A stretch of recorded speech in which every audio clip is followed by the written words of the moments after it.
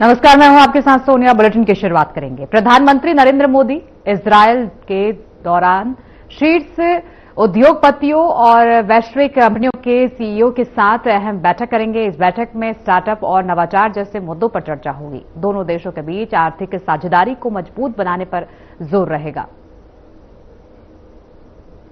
देखिए, ये वो स्थान है जहां पे आदरणीय प्रधानमंत्री श्री नरेंद्र मोदी जी अभी कुछ ही पलों में सीईओज के साथ मिलेंगे। और आप देखिए कि ये वो जगह जहां से वो बैठेंगे और उसके बाद से लगातार जो डेलीगेशन होगा वो सामने रहेगा और इस सीट पे रह करके वो खासतौर से बात करेंगे। सबसे मैं आपको दिखाना चाहता हूं। हालांकि सुरक्षा कह रही तुरंत यहां से सुरक्षा जो लोग हैं वो कह रहे हैं कि तुरंत आप यहां से निकलिए। और क्योंकि प्रधानमंत्री के कार्यक्रम से पहले पूरी एसपीजी लगी रहती जो मना करती है कि क्योंकि सुरक्षा के लिहाज से इन्होंने उसको पूरा क्लीनअप किया होगा, हमारे बाद फिर एक बार क्लीनअप करना पड़ेगा। लेकिन ये वो स्थान मैं आपको बताना चाहूँ जहां पे आदरणीय प्रधानमंत्री श्री नरेंद्र मोदी जी बस कुछ ही पलों में डेलीगेशन से मिलेंगे।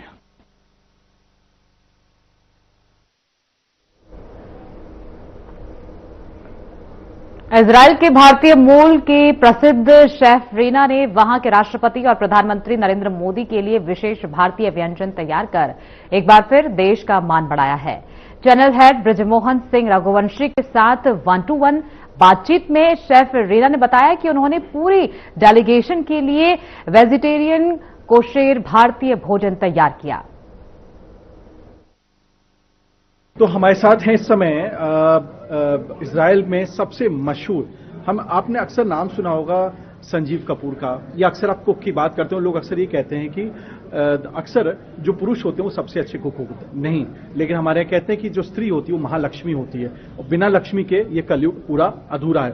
और आज इसी क्रम में हम आपको मिलाना चाहते हैं रीना जी, जो कि इजराइल में है और सबसे बड़ा रेस्टोरेंट चेन चलाती हैं। और हमारे लिए सबसे बड़ी गर्व की बात है, हिंदुस्तान में तरक्की करना तो मैं इसको कह सकता हूं कि बहुत आसान नहीं होता है, लेकिन उतना मुश्किल नहीं होता है। लेकिन दूसरी सरजमीन पर अपने आप को स्टैब्लिश करना और नंबर 1 के पद पे लेके जाना रेस्टोरेंट के क्षेत्र में, वो अपने आप में बड़ी बात है। और आज इसका एग्जाम्पल आपको, जैसे कि आपने लाइव में देखा था कि यहाँ के प्रधानमंत्री श्री ने जिस प्रकार से इनका नाम लिया वो बताता है इनका दर्जा क्या है, पूरे भारतीयों को इन्होंने सम्मान किया।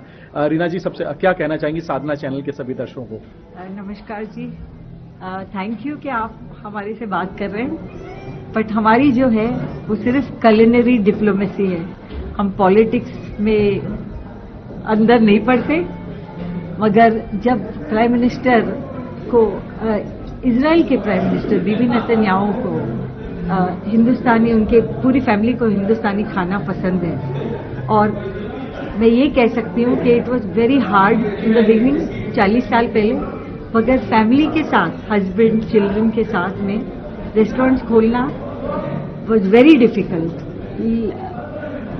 लोग यहाँ पे सोचते थे कि मैं आसमान से गिरी हूँ और मैं इंग्लिश इतनी अच्छी तरह से क्यों बोलती हूँ।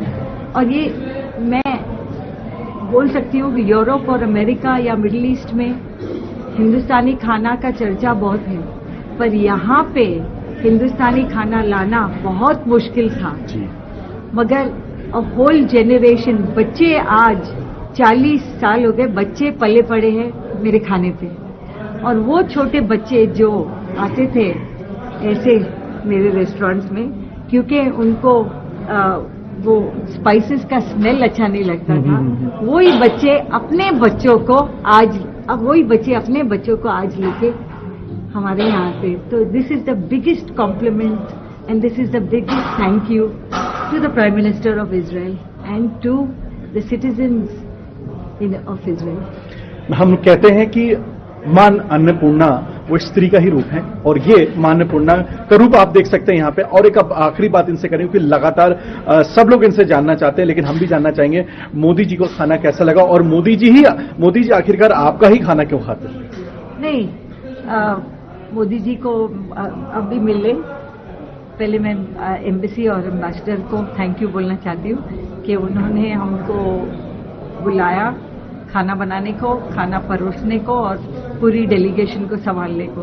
तो ये चांस फिर से हमारे को मिला कि हम आए यहाँ पे, मगर सब खाना कोशर था, वेजिटेरियन कोशर। और ये कुछ आसान बात नहीं थी क्योंकि यहाँ पे प्रोडक्ट्स बड़ी मुश्किल से मिलते हैं, बट आई थिंक सक्सेस हुआ। एंड में मोदी जी ने थैंक यू बोला कि खाना पसंद आया तो मैं और अपनी टीम बहुत ही खुश हैं और मैं मोदी जी को थैंक यू कहना चाहूंगी। थैंक यू हमसे बातचीत करने के लिए। प्रधानमंत्री नरेंद्र मोदी के इजरायल दौरे को लेकर वहां के नागरिकों में खासा उत्साह देखने को मिल रहा है। एक इजरायली नागरिक ने कहा कि प्रधानमंत्री मोदी का इजरायल में हार्दिक स्वागत है। उन्होंने कहा, हम मोदी से प्यार करते हैं, हम उनके बहुत बड़े प्रशंसक हैं।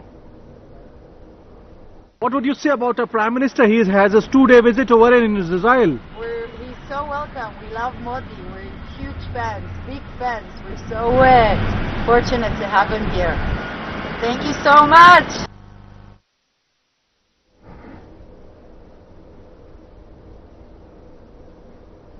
सिंगापुर में एक भावुक क्षण देखने को मिला जब एक छोटी बच्ची ने मुख्यमंत्री योगी आदित्यनाथ से मुलाकात के बाद अपनी खुशी जाहिर की। बच्ची ने मुख्यमंत्री का स्केच बनाया था जिस पर ऑटोग्राफ मिलने के बाद वो बेहद उत्साहित नजर आई। Hello, my name is Krishna Chauhan and I have been studying in Singapore. I was extremely excited to meet and see Yogi ji, and I just heard about him coming to Singapore last night. That's why I made a sketch of him. So today I came and I got it signed by him.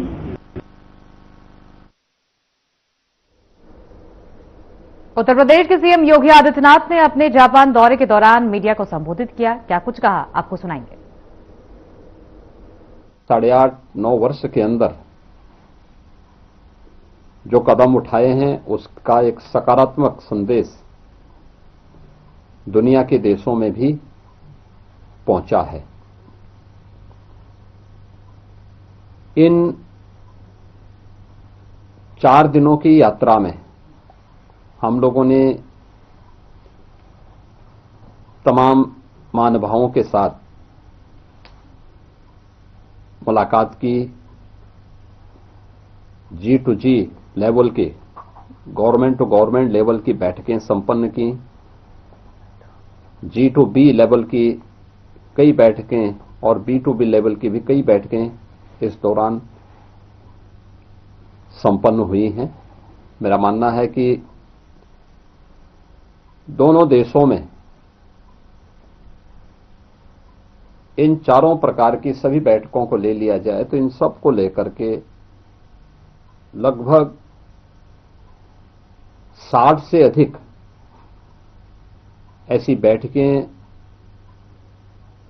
और इस प्रकार के कार्यक्रम संपन्न हुए हैं जो G2G, G2B, B2B स्तर के संपन्न हुए हैं। 2 बड़े रोड शो, एक सिंगापुर में जिसमें काफी बड़ी संख्या में निवेशक और वित्तीय संस्थानों के चेयरमैन और सीईओ आए थे। एक रोड शो हम लोगों ने कल टोक्यो में किया था और एक रोड शो आज जापान के एक प्रमुख प्रांत यामानाशी में आज संपन्न हुआ है, जिसमें भी निवेशकों की एक अच्छी खासी संख्या, दोनों जगह मिलाकर के अगर देखें तो लगभग 450 से 500 निवेशक और वित्तीय संस्थानों की चेयरमैन और सीईओ इन दोनों कार्यक्रमों में आए। हम लोगों ने इस पूरी यात्रा के दौरान इस बात को देखा है, इसमें सिंगापुर में IT, global capability city, logistic, semiconductor और टूरिज्म, फिनटेक, मेडटेक, डीपटेक के मुद्दे को लेकर के काफी पॉजिटिव वार्ता हमारी इन सभी क्षेत्रों में हुई है और बहुत सारे निवेशक यहां पे निवेश करने के लिए, उत्तर प्रदेश के अंदर निवेश करने के लिए हमारे साथ एमओयू भी किए और बहुत सारे लोगों ने अपने प्रस्ताव भी दिए हैं और उनका एक बिजनेस डेलीगेशन जिसमें जेआईसी, तामासेक, यूएसजी, गूगल, ब्लैकस्टोन, ये सभी जो सिंगापुर से बेस्ड जो कंपनियां हैं, ये कंपनियां भी उत्तर प्रदेश के अंदर उस रूप में अपनी भागीदारी आगे बढ़ाने के लिए पूरी सतर्कता के साथ वहां पर आने को तत्पर हैं। कल से हम लोगों ने टोक्यो और आज यामानासी में बड़े पैमाने पर हम लोगों ने यहां पे G2G और G2B लेवल की बैठकें संपन्न की। कल यहां पे उत्तर प्रदेश के अंदर टूरिज्म की इन संभावनाओं को आगे बढ़ाने और यहां के बिजनेसमैन उत्तर प्रदेश के अंदर आए। यहां के माननीय विदेश मंत्री से हमारी मुलाकात हुई थी, उनके साथ भी एक सकारात्मक वार्ता हुई। यहां के आर्थिक मामलों के मंत्री और उनसे भी एक सकारात्मक वार्ता जो उनके उपमंत्री के रूप में हैं, उनके साथ भी हमारी वार्ता हुई थी। और इस पूरी यात्रा के दौरान यामानासी के जो हमारे माननीय गवर्नर हैं, वे कल भी टोक्यो में भी उन्होंने एक G2B लेवल की बैठक करवाई। आज यामानासी के पूरे कार्यक्रम के साथ वे स्वयं जुड़े थे और उन सभी कार्यक्रमों में उनकी भागीदारी वहां पर थी। यहां पे हम लोगों ने जिन कंपनियों के साथ बैठक की है, इसमें automobile, logistic, green hydrogen, CBG, solar और टूरिज्म के साथ ही ऑटोमोबाइल की जो प्रमुख कंपनियां हैं, जिसमें सुजुकी, होंडा, मित्सुई, मारुबेनी, सेमिट, टोको, यूनिक्लो जैसी कंपनियों के साथ यहां पर हम लोगों की बैठक हुई और इनके साथ ही यहां के उद्योग वाणिज्य के उपमंत्री, जेट्रो के चेयरमैन, जो काफी बड़ा वित्तीय संस्थान है, इन सब के साथ हमारी यहां पे बैठकें हुई, यामानासी में बैठकें हुई, जिसको लेकर के वहां की यामानासी की गवर्नमेंट ने भी बहुत पॉजिटिव रूप से उसको आगे बढ़ाने में अपना योगदान दिया है। इसके साथ ही जिन मुद्दों पर हमारी चर्चाएं आगे बढ़ी, आज हमारे पूरे डेलीगेशन को यामानासी गवर्नमेंट ने, यामानासी ने ग्रीन हाइड्रोजन में जो प्रोग्रेस की है जापान के अंदर, उस प्लांट का विजिट करवाया था। हम लोगों ने ग्रीन हाइड्रोजन एनर्जी की संभावना, क्योंकि ग्रीन हाइड्रोजन पानी जहां अच्छा होगा वहां ग्रीन हाइड्रोजन की संभावना उतनी ज्यादा होगी और उत्तर प्रदेश इस दिशा देश का सबसे समृद्ध क्षेत्र है, पर्याप्त जल संसाधन हमारे पास हैं और हम लोगों ने इस दिशा में प्रयास किया है, जिसमें यामानासी हम लोगों को उस टेक्नोलॉजी के साथ जोड़ने और हमारे उत्तर प्रदेश के युवाओं को उसका प्रशिक्षण देने, यानी उसकी स्किलिंग के लिए भी अपना सहयोग देने के लिए तत्पर है। जापान और यूपी के बीच में एमएसएमई में टेक्नोलॉजी को लेकर, उसकी ऑनलाइन सेलिंग को लेकर और अन्य मुद्दों को लेकर के भी सहयोग की बात हुई और इसको हम आगे बढ़ाएंगे। इसके अलावा ऑटो क्लस्टर के विकास करने के लिए यमुना अथॉरिटी में जापान के निवेशकों के लिए जापान की एक डेडिकेटेड सिटी के निर्माण के लिए भी यहां पर विस्तार से चर्चा हुई और इसके लिए वहां लैंड अलॉट करने की कार्रवाई हुई है। इसमें मुख्य रूप से हम लोगों को जो अब तक यहां प्रस्ताव प्राप्त हुए हैं, मुझे प्रसन्नता है कि 90,000 करोड़ रुपए के एमओयू जापान के अंदर 1.5 लाख करोड़ के प्रस्ताव यहां पे जापान और यामानासी में उत्तर प्रदेश के इस डेलीगेशन को प्राप्त हुए हैं। और इसी प्रकार से सिंगापुर में 60,000 के एमओयू और 1 लाख करोड़ रुपए तक के हमारे पास प्रस्ताव उत्तर प्रदेश में निवेश के लिए आए हैं, जिन्हें इन्वेस्ट यूपी और उत्तर प्रदेश के हमारे अन्य विभाग आगे बढ़ाने का काम करेंगे। इसके साथ ही इस पूरे कार्यक्रम के दौरान हम लोगों ने ये भी देखी है कि जो एक परसेप्शन लॉ, बेहतर रूल ऑफ लॉ का परिणाम क्या होता है, इज ऑफ डूइंग बिजनेस, जिस पर पहले दिन से प्रधानमंत्री जी का फोकस रहा है, उसका परिणाम क्या होता है। टेक्नोलॉजी का उपयोग करके ट्रांसफॉर्मेशन का परिणाम क्या होता है, दुनिया ट्रस्ट करती है। और वो ट्रस्ट मुझे दोनों देशों में देखने को मिला है।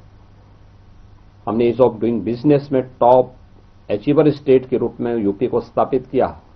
रूल ऑफ लॉ के अनुसार उत्तर प्रदेश के अंदर बेहतर कानून व्यवस्था की स्थिति दी।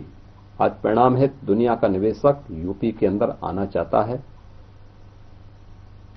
स्वयं यामानासी के माननीय गवर्नर अपने साथ में अगस्त में 200 जापान के सीईओज और को लेकर के यूपी के अंदर आ रहे हैं, जो जापान के भारी भरकम निवेश की उन संभावनाओं को आगे बढ़ाने के लिए यूपी के साथ मिलकर के काम करने के इच्छुक हैं। ऐसे ही सिंगापुर के अंदर भी एक बड़े पैमाने पर उनका एक बिजनेस डेलीगेशन यूपी के अंदर आने को उत्सुक है, जो उत्तर प्रदेश के अंदर अपना निवेश करने के लिए उत्सुक है। और हम लोगों ने इसके लिए अभी से अपनी कार्रवाई भी हमारी प्रारंभ हो चुकी है। हमारा प्रयास है कि समयबद्ध तरीके से इन सभी कार्यक्रमों को हम आगे बढ़ा सकें और इस कार्य के परिणाम को हम लोग जमीनी धरातल पर देकर के उत्तर प्रदेश का जो टारगेट है $1 ट्रिलियन की इकोनॉमी बनाने की, उस $1 ट्रिलियन की इकोनॉमी को बनाने की दिशा में किए जाने वाले प्रयास में एक महत्वपूर्ण और मील का पत्थर साबित होगा। मैं आज के इस अवसर पर अपने दोनों मिशन से जुड़े हुए अधिकारियों को, सिंगापुर के हमारे जो माननीय उच्चायुक्त हैं उनके और उनकी पूरी टीम को, मैं यहाँ के राजदूत, जापान की राजदूत और उनकी पूरी टीम को, जिन्होंने बहुत पॉजिटिव तरीके से पहले से भी होमवर्क किया था, हमारी टीम के साथ भी पहले से काफी होमवर्क करने के बाद इस पूरे कार्यक्रम को सफलतापूर्वक आगे बढ़ाने में अपना योगदान दिया। और मुझे यहाँ पे दोनों स्थानों पर, दोनों क्या तीनों स्थानों पर भारतीय समुदायों के साथ भी संवाद करने का अवसर मिला। सिंगापुर में उनका काफी बड़ा भारतीय समुदाय के साथ एक हम लोगों का कार्यक्रम संपन्न हुआ था। कल हम लोगों ने यहाँ पर एक बड़ा कार्यक्रम टोक्यो में भारतीय समुदाय के साथ दूतावास के अंदर ही एक बड़ा कार्यक्रम संपन्न किया था। और आज यामानासी में भी भारतीय समुदाय काफी बड़ी संख्या में रहता है, तो उन लोगों के साथ भी एक बड़ा कार्यक्रम वहां पर आज संपन्न हुआ है। और मुझे विश्वास है कि ये जो पॉजिटिविटी भारत के प्रति और यूपी के प्रति बनी है, इसका लाभ यूपी के अंदर यूपी की टीम लेगी और यूपी के नौजवानों को वहां के स्केल को स्किलिंग में बदलने और राज्य स्तर पर, उनके स्थानीय स्तर पर उनको रोजगार के क्षेत्र के साथ जोड़ने में भी अपना योगदान देगी। यही मुझे इन सब के बारे में एक ब्रीफ नोट आपके सामने प्रस्तुत करना था, जो मैंने इस यात्रा के समापन के अवसर पर आपके सामने प्रस्तुत किया है। सर, आज आपने हाई स्पीड ट्रेन का भी सफर किया, कितना रोमांचक था। और एक आपने आज शतरंज के रोबोट के साथ भी शतरंज, हाँ, देखिए इस यात्रा के जो सबसे महत्वपूर्ण पहलू थे कि सिंगापुर में हमने कुछ क्षेत्रों का भ्रमण किया था हमारी टीम ने, जिसमें IET, institute of engineering and technology, जो वहां का एक हाई क्लास एक स्किलिंग का सेंटर है, वहां का हम लोगों ने निरीक्षण किया था और वहां पे हम लोगों ने देखा, भ्रमण किया था, कैसे उनके कार्यक्रम चल रहे हैं, इनके बारे में बहुत अच्छी पॉजिटिव रही। हम लोगों ने वहां पे दो चीजें और देखी। एक एमआरओ की facility, aircraft maintenance, repair and overall की कार्रवाई कैसे आगे बढ़ती है, ये चीजें हम लोगों ने वहां पर कल देखी हैं।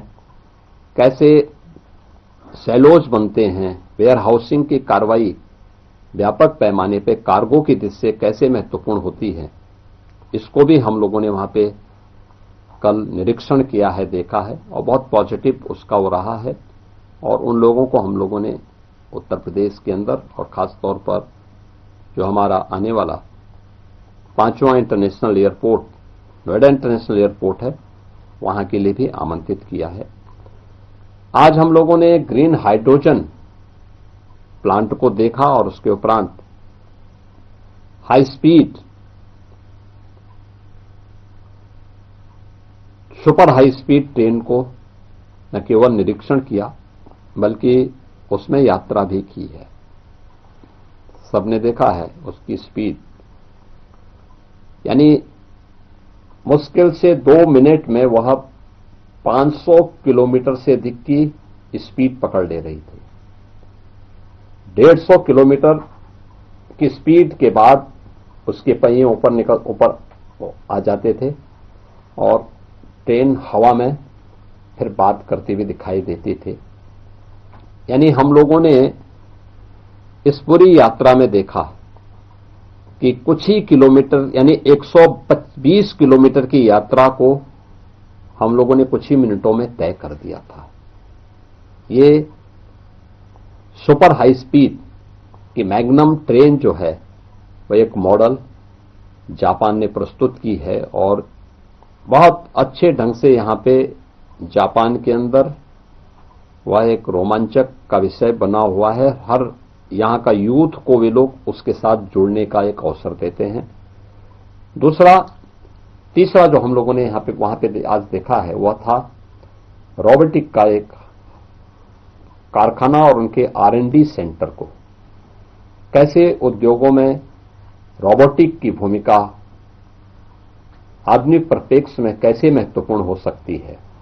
उन्होंने एक एक क्षेत्र में वहां पे देखा है और ये आज की जो टेक्नोलॉजी है उस टेक्नोलॉजी का उपयोग करके कैसे हम क्वालिटी ऑफ लाइफ को बनाने में योगदान दे सकते हैं, उसका उदाहरण वह रोबोटिक की जो फैक्ट्री थी वहां और उनका R&D सेंटर इस बात का उदाहरण प्रस्तुत कर रहा था। मुझे ये देख करके बहुत प्रसन्नता हुई और इस पूरे कार्यक्रम में यामानासी प्रांत के माननीय गवर्नर और उनके डिप्टी गवर्नर भी हमारे साथ में इस पूरे कार्यक्रम में आयोजन के साथ जुड़े थे और उनका बहुत पॉजिटिव योगदान इस पूरे आयोजन के साथ जुड़ने को और इस टेक्नोलॉजी को उत्तर प्रदेश के साथ जोड़ने के लिए भी उन्होंने अपनी प्रसन्नता को व्यक्त किया कि हम इसको यूपी के साथ जोड़ने में उन्हें प्रसन्नता की अनुभूति होगी। धन्यवाद जी। देखिए, ये सभी कार्यक्रम जो भी हैं उत्तर प्रदेश के अंदर स्केल है, लैंड बैंक है और निवेश के लिए हम लोगों ने सेक्टोरल पॉलिसीज भी हैं। तो स्वाभाविक रूप से यह एक नई शुरुआत होगी। एज कटिंग टेक्नोलॉजी का वहां आना और उस क्षेत्र में निवेश होना वहां के युवाओं के लिए एक नई संभावनाओं के द्वार को खोलने जैसा है और युवाओं को उसमें पारंगत करके उनकी स्किलिंग करने का एक अवसर भी प्राप्त होगा।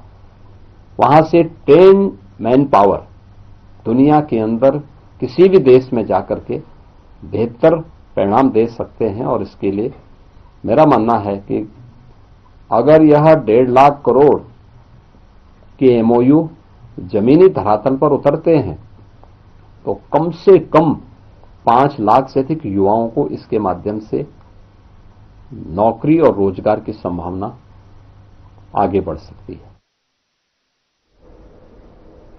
बुलेटिन में फिलहाल के लिए इतना ही। आगे की तमाम खबरों के लिए बने रहिए हमारे साथ।